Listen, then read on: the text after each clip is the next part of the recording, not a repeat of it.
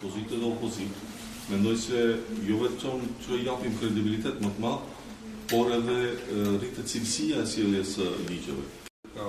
Вчера седницата на собранието се одвиваше по деловник, не прекршена ниту еден член од деловникот. Мислам дека реакциите и процедуралните реагирања од пратениците беа од политичка природа, заради политички реакции, така да не ми го коментирам тој дел. Што се однесува до процедурата, најодговорно ви тврдам дека законот е донесен во редовна деловничка процедура. Но до сега нема никаква најава за порадикални мерки, напуштање на собранието, бойкот и така натаму. Се надевам дека така ќе остане, јас ги повикувам да продолжиме со работката. Знаат дека имаат мојата поддршка и отвореност, уште поголема кон опозицијата отколку кон власта, се обидувам да дадеме поголем простор. Мислам дека тоа е придонес за демократијата и така се трудиме да работиме.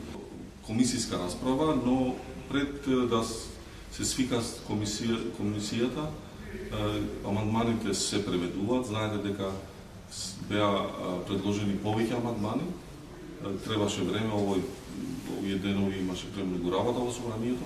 Штом ќе се заврши таа процедура на преведување, се надевам дека председателот на комисијата ќе ја свика седницата и ќе продолжи процедурата.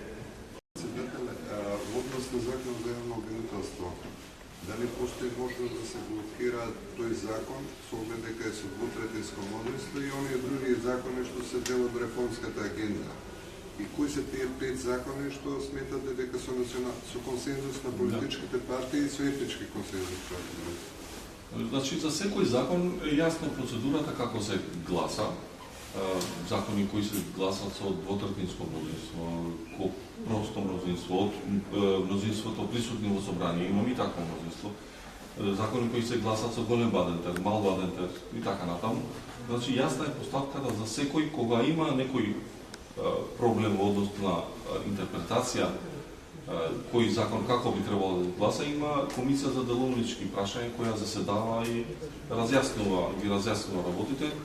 До сега не мислам дека сме имали таков проблем. Што се однесува до законот за јавни обвинители, тој е во поставка, треба да има двотретинско мнозинство, штом ќе се исполнат деловничките можности, ќе се свика седницата, ќе се изгласа.